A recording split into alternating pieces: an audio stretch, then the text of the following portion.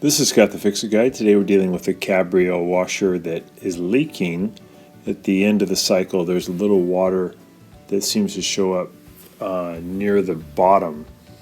So we're going to just test it out. I'm having it fill and I'm leaning it back, pulled it away from the wall by about 2 feet, leaning it back about 45 degrees. Might be good to have somebody help you hold it in place. Please stay all the way to the end so we have some great tips for you to help keep your Cabrio running strong.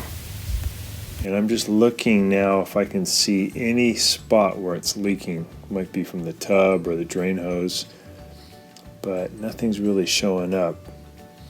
So it's the first thing to check though, is you just can lean it back and you're able to see underneath. You might see a wet spot.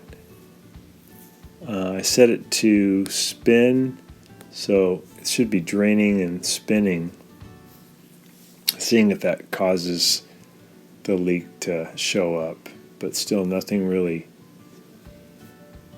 showing up. I do notice in the back wall though there's a little bit of dripping, so my suspicion is maybe something higher up in the machine. Yeah, against this back wall we're seeing some water and it's puddling up, and that seems to be where the water is showing up, is in the back. So I think something's happening up higher up in the console where the water comes into the machine. So we'll check that next. So we're going to go ahead and just lay it back down, and then I want to remove the console. There's a couple of 1/4-inch screws I have to remove on the back, and I use my little paint scraper to lift up on the front left hand and front right hand corner. These little clips allows me to lift the console up, and we remove those screws out of the back, and we can just lift the console right off, and then you can have a better look at what's going on.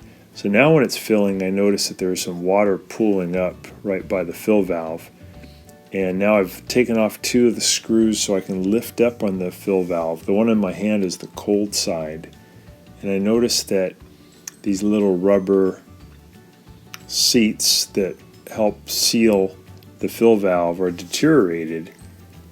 The rubber's kind of messed up, so I think a good thing to do here would be to replace them. What I did is I just reinstalled the ones that were there and made the fill valve holding screws a little tighter, and then upon testing I found that actually stopped the leak. But it may be good to just get a new fill